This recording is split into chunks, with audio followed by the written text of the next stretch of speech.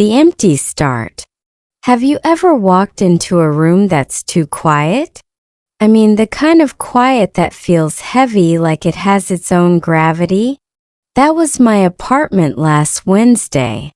Outside, America was buzzing. Airports packed, grocery store aisles chaotic with people hunting for the perfect pumpkin pie. That shared, frantic energy of pre-Thanksgiving. And inside, just me, this couch, and a silence so loud it was ringing in my ears. It was my first Thanksgiving since the divorce papers were final. And let me tell you, your brain does the weirdest things when a major life ritual suddenly has a U-shaped hole in the middle of it. It wasn't just about missing a person. It was about missing the entire script. For years, Thanksgiving had a specific soundtrack. The chaotic, happy noise of his family's kitchen. The predictable argument between his uncles about football. The scent of his mother's sage stuffing filling every corner.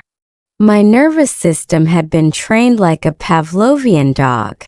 November meant warmth, chatter, belonging. But this year the bell rang and nothing. No drool. Just this hollow, confused feeling in my chest. Neuroscience has a term for this. Predictive coding.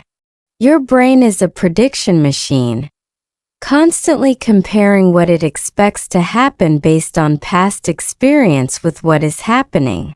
When the reality, silence, solitude, clashes violently with the prediction noise family, it creates an error signal.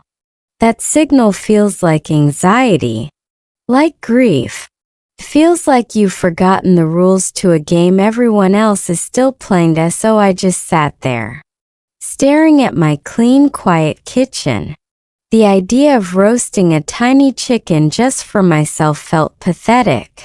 The idea of going to a Friendsgiving felt exhausting, like I'd have to perform being okay.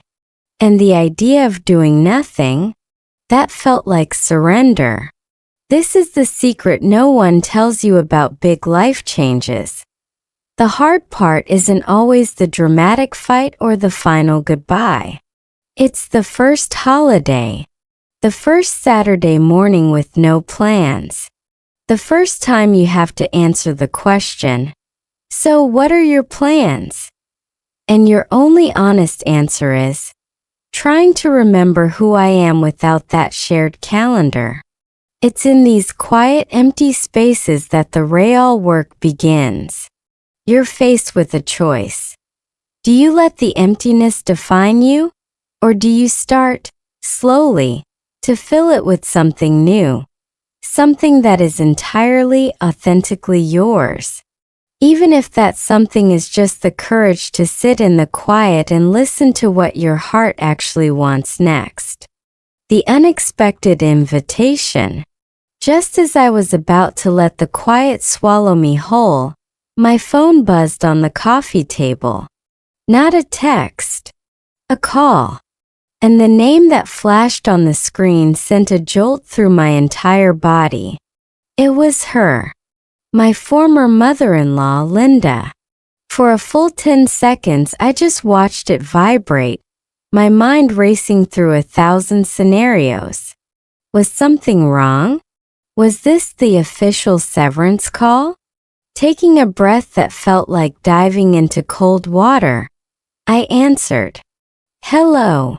Her voice, warm and laced with its familiar Texas drawl, came through immediately.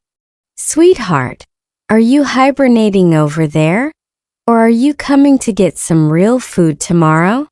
She didn't say Thanksgiving dinner. She said real food. Like she knew I'd probably been living on toast and self-pity. I was speechless. The script in my head had no lines for this. Linda, that's so kind, but are you sure? I don't want to make anything awkward. I stumbled over the words, the English feeling clunky and foreign in my own mouth. She cut me off with a gentle scoff. Awkward. Honey, the only thing awkward will be an empty chair where you're supposed to be. The kids have been asking for Auntie all week. The kids? My niece and nephew. That was the hook that sank deep. She wasn't just inviting me out of pity. She was offering me a thread back to a piece of my heart I thought I'd lost access to. This is where language and emotion get tangled. The word family is a noun, rigid and defined. But what Linda was doing with her invitation was turning it into a verb, an ongoing action of inclusion. She was actively family-ing me. Despite the changed legal circumstances hanging up, I felt a storm of emotions. Relief so profound it made my eyes sting. Fear of walking into a house full of memories. And a strange, fluttering sense of possibility. My brain, which had been stuck in the predictive error loop of no family, no feast, no belonging, now had new data to process. The old tradition wasn't completely shattered. A door was still cracked open. But here was the crucial, subtle shift. Walking through that door this time would be different. I wouldn't be going as a +1 or a wife. I would be going as just me. And that meant I couldn't show up empty-handed, clinging to the old role. I had to bring something new to the table, literally and metaphorically. The invitation was a gift, but it came with a silent question. Who was I now, and what did I have to offer this family in my new singular form? The answer, I realized, was waiting for me in my own quiet kitchen. The inner war. After that call, my quiet apartment wasn't so quiet anymore. It was filled with the noisy debate inside my own head. This is the part they don't show in movies, the exhausting internal committee meeting that happens after a big, emotional decision lands in your lap. One voice, loud and protective, hissed, "Don't go. It's a trap. You'll be the ex-wife at the Thanksgiving table, the ghost of Christmas past. Everyone will be silently analyzing your weight, your smile, trying to see if you're over it. You'll have to make polite conversation with him. It will be a masterclass in emotional torture. Just stay home. Order Chinese food. Watch a parade. It's safer." That voice spoke in the fluent language of self-preservation and fear. It made compelling points, but then a quieter, softer voice whispered back. It said, "The kids are asking for you." Linda's voice was genuine. What if you still belong, just in a different way? What if hiding is the thing that actually makes it awkward? What if this is your chance to reclaim a piece of joy without the old baggage? This voice spoke in the broken, hesitant language of hope. It wasn't shouting, it was asking gentle questions. Psychologists call this cognitive dissonance, the mental discomfort of holding two conflicting ideas.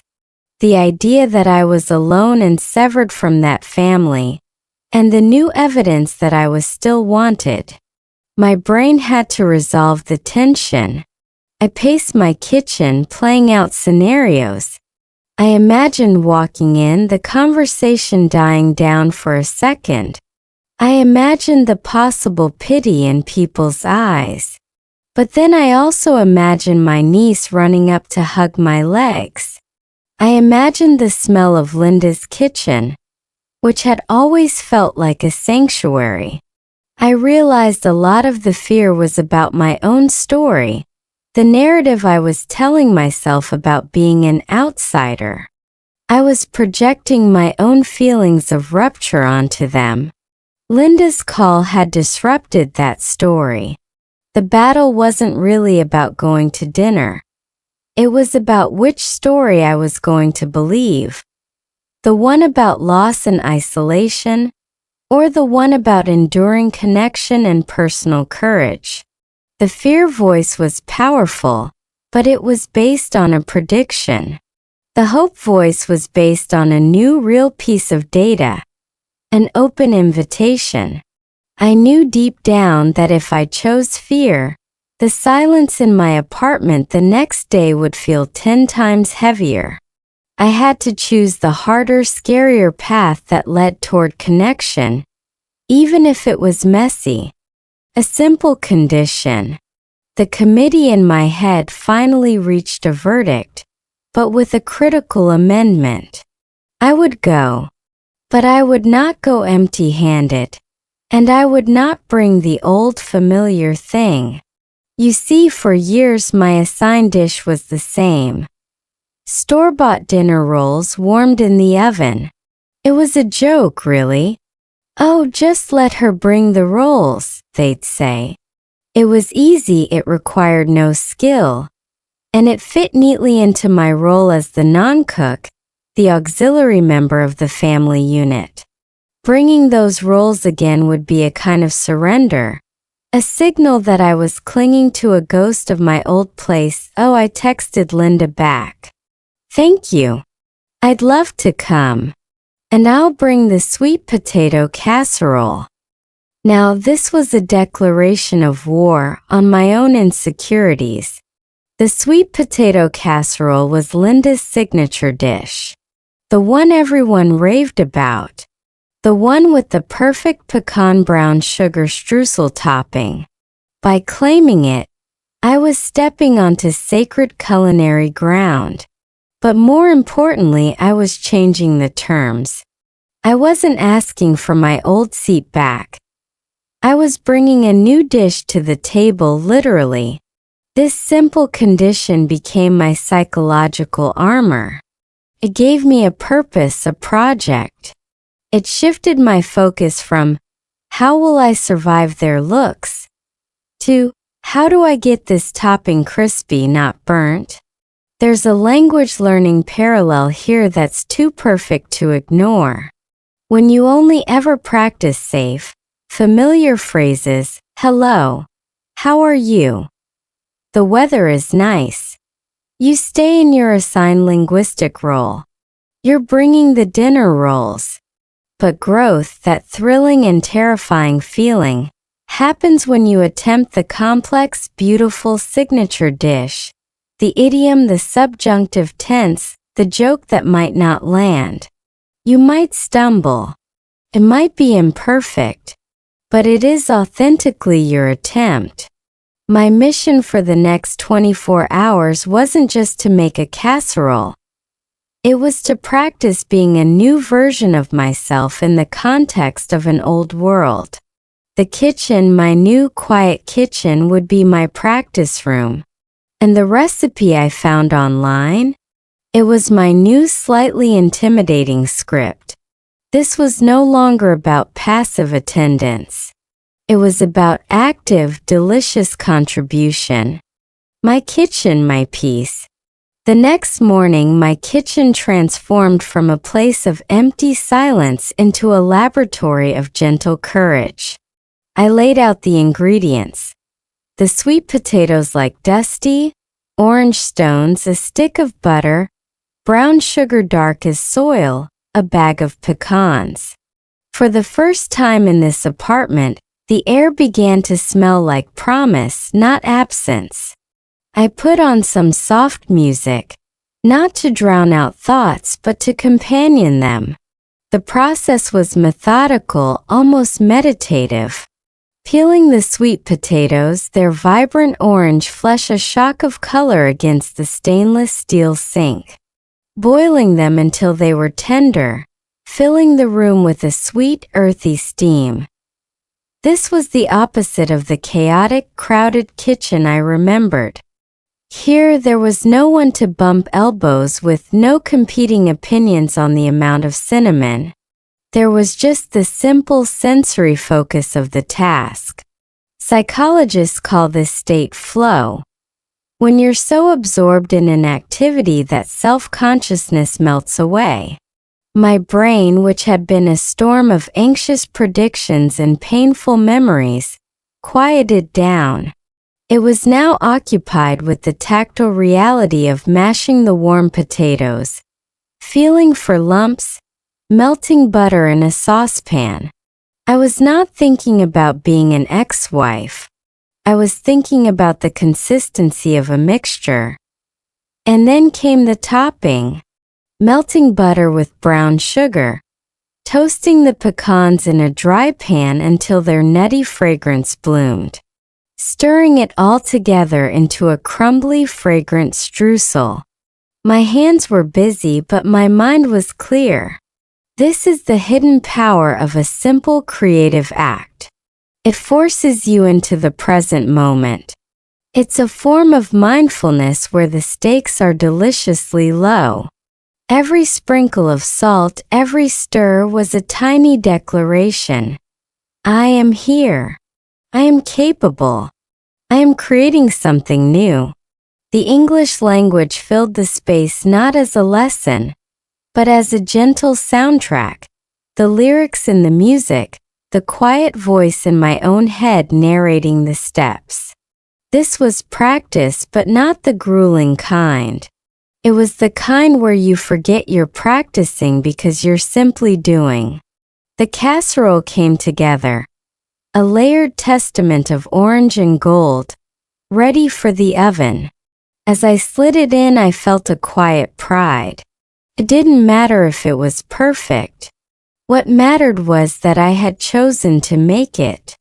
In my quiet kitchen, I had found a new kind of peace.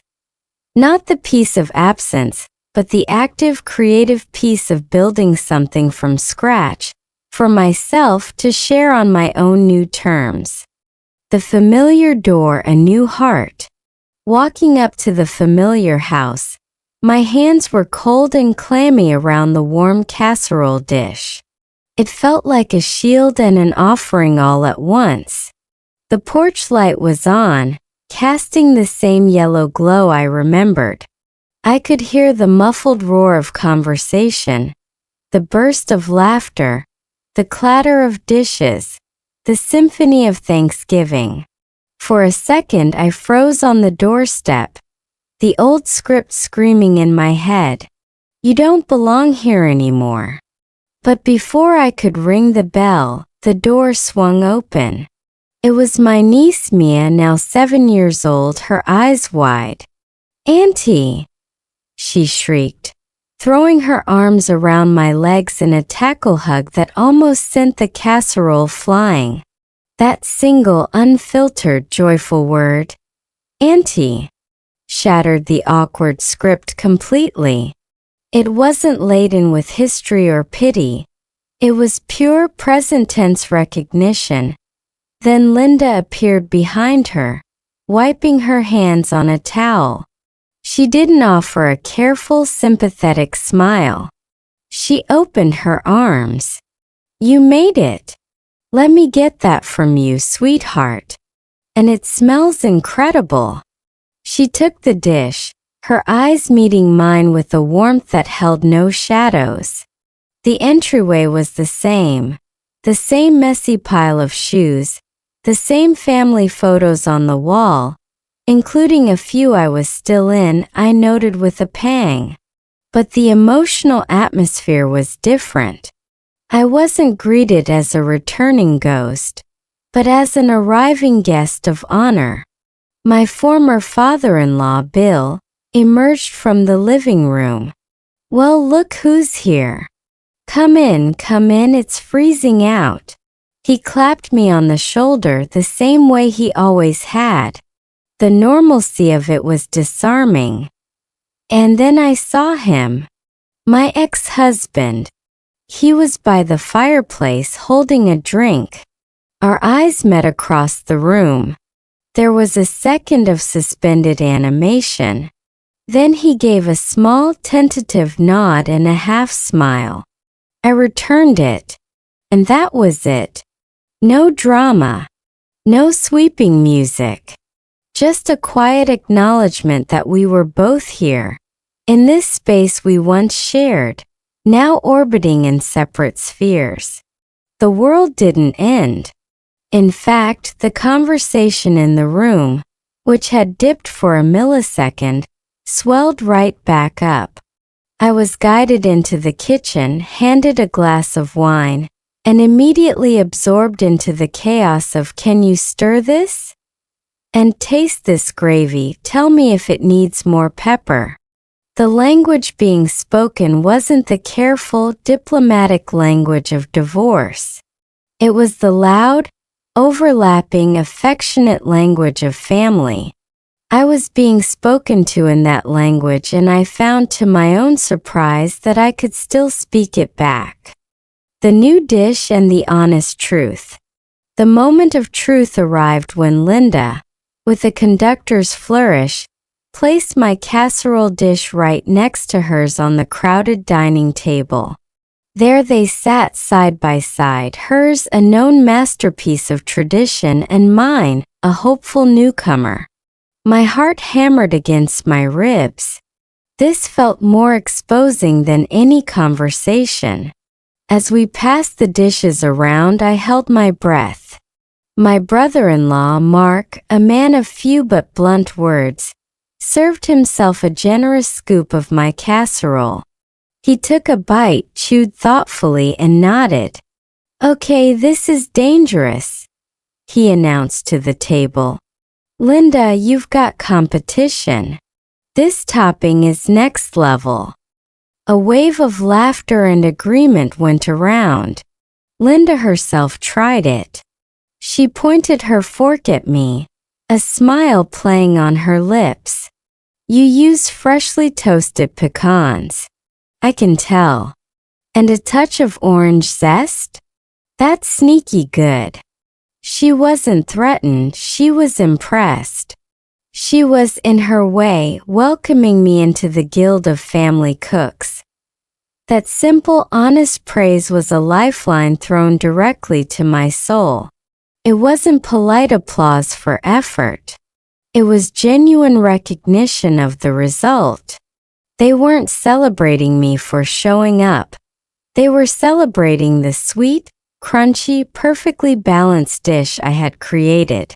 In that moment, I wasn't the ex-wife who brought rolls. I was the person who brought that incredible casserole. My identity in that room subtly, powerfully shifted. The contribution became a new point of connection, a fresh story to tell. "Pass Anna's casserole," someone would say, and the use of my name, attached to this new creation, felt like a tiny revolution. This is where language and self-concept collide beautifully. For years, my name in that family context was part of a compound word, Anna and Mike. Now my name was being used as a standalone adjective to describe something valuable I had made and offered. Linguistically, I had been redefined. The conversation flowed easily after that. We talked about cooking disasters, about the kids' school plays, about anything and everything except the elephant in the room, which had somehow shrunk to mouse-sized proportions. I realized the profound lesson here. You rebuild bridges not by tiptoeing over the old broken planks, but by laying down new sturdy boards right beside them. My new board was made of brown sugar, butter, and courage. It held. My tradition begins. Driving home that night, the quiet in my car was a different kind of quiet. It wasn't hollow, it was full. Full of the echoes of laughter, the warmth of unexpected hugs, the lingering taste of sweet potatoes and belonging. I didn't feel like a ghost who had visited the past. I felt like a living, breathing person who had navigated a complex present and emerged intact, even strengthened. The old tradition of Thanksgiving at that house hadn't been a relic I shattered by leaving. It was a river that had simply widened to include me on a new shore. I realized my new tradition wasn't about creating something from nothing in lonely defiance. It was about the conscious, brave choice to contribute something new and authentic to an existing stream of love. So, what is my new tradition? It's this: the courage to bring the new dish. It's the decision to walk through the familiar door not as the old version of yourself, clinging to a faded role, but as the current, evolving you, offering a piece of your newfound world. It's understanding that family, friendship, love, these aren't just fixed nouns on a legal document. They are living, breathing verbs. And we get to choose how we family, how we friend, how we love with each new chapter. My casserole was just a symbol. Your new dish might be a different hobby you now love, a perspective you've gained through pain, a simple but firm no, or a heartfelt yes to an invitation that scares you. It is anything that says, the old story included me and the new story will too, but on my own genuine terms. That's the journey. From the deafening silence of an empty apartment to the rich, complex symphony of a table where you still have a seat. It doesn't mean the past is erased. It means you've learned to build a new present alongside it. So, I'll leave you with the question that became my anchor, and maybe it can be yours. What new tradition will you start? What is the one small, brave, authentic thing you can bring to your own table this year? Find it. Make it. Offer it. That's how you find yourself again. Not by looking backward, but by building forward, one honest, heartfelt contribution at a time. That's all for today. I will make more videos like this in the future. Please subscribe to watch.